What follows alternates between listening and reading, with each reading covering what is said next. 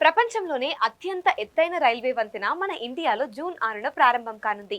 కుతుబ్ మినార్, Eiffel tower కంటే ఎక్కువ ఎత్తులో ఈ వంతెన నిర్మాణం జరిగింది. ఇంజనీరింగ్ అద్భుతంగా చెప్పబడుతున్న ఈ వంతెనను ప్రధాని మోదీ ప్రారంభించనున్నారు. జమ్మూ కాశ్మీర్ను భారతదేశ రైల్వే నెట్వర్క్తో లింక్ చేయడం అనేది దశాబ్దం కిందటి కల. బ్రిటిష్ కాలంలో పునాదిరాళ్లు పడినా కార్యరూపం దాల్చలేదు. ఇప్పుడు మోదీ సర్కార్ హయాంలో 100 ఏళ్ల కల నిజం కానుంది. దీంతో చీనాబ్ వంతెన ద్వారా భారత రైల్వే నెట్వర్క్తో జమ్మూ కాశ్మీర్ అనుసంధానం కానుంది. మరికొద్ది రోజుల్లో కాత్రా శ్రీనగర్ వందే భారత్ రైలు మొదలవ్వనుండగా భారత్కు ఎంతో కీలకమైన చీనాబ్ వంతెనను కేంద్రం జాతికి అంకితం అవ్వనుంది. మరి 100 ఏళ్ల కాలంలో ఏం జరిగింది? బ్రిటిష్ వాళ్ళు ఏం చేశారు? కేంద్ర ప్రభుత్వాలు ఏం చేశాయి? చీనాబ్ వంతెన విశేషాలేంటి? ఓసారి తెలుసుకుందాం.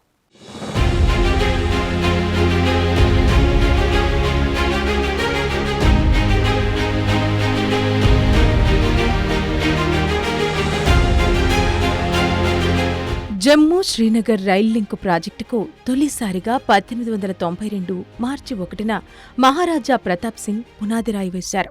తదుపరిగా 1898లో మహారాజా రణబీర్ సింగ్ మరోసారి పునాదిరాయి వేశారు. పంజాబ్ను శ్రీనగర్, కాశ్మీర్ లోయతో అనుసంధానించడానికి 4 మార్గాలను అప్పట్లో ఎంపిక చేశారు. జమ్మూ బనిహాల్ మార్గం, జీలం లోయ పూంచ్ మార్గం, రావల్పిండి జీలం లోయ మీదుగా పంజార్ మార్గం, ఎగువ జీలం లోయలోని కలకో సెరాయ్ నుంచి హజారా మీదుగా అబాటోబాద్ మార్గంలను ఆనాడు ప్రతిపాదించారు. మీటర్, బ్రాడ్ గేజ్ ట్రాక్ల నిర్మాణానికి ఆనాడు సర్వేలు చేశారు. అయితే ఆ ప్రణాళికలన్నీ కార్యరూపు దాల్చలేదు. 1905లో బ్రిటిష్ పాలకులు కూడా ఈ ప్రాజెక్టు ప్రతిపాదనను పరిశీలించారు. రియాసీ మీదుగా జమ్మూ శ్రీనగర్ మధ్య రైల్వే లైన్ నిర్మాణానికి ఆనాడు మహారాజా ప్రతాప్ సింగ్ అంగీకారం తెలిపారు.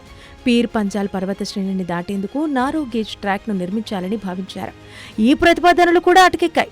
భారత్కు స్వాతంత్ర్యం వచ్చాక కూడా చాలాసార్లు ఈ రైల్వే ప్రాజెక్టులపై చర్చ జరిగింది. ఎట్టకేలకు 1981లో జమ్మూ ఉధంపూర్ రైల్వే లింక్ ప్రాజెక్టుకు కేంద్ర సర్కారు ఆమోదం తెలిపింది. 1994-95లో ఉధంపూర్, శ్రీనగర్, బారాముల్లా మధ్య తుది రైలు లింక్ ప్రాజెక్టును మంజూరు చేశారు. 2002 సంవత్సరంలో కేంద్ర ప్రభుత్వం ఈ రైల్వే లైన్ను జాతీయ ప్రాజెక్టుగా ప్రకటించింది.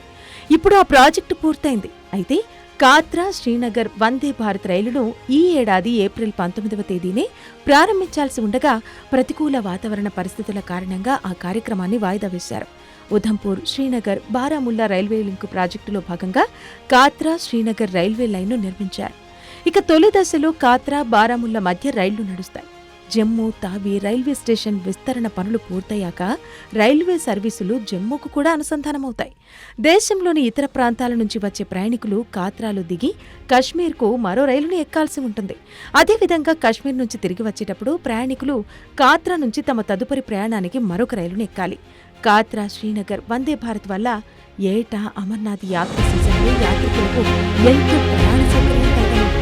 చీనా వంతెన, చీనా నది సాధారణ 358 మీటర్ల.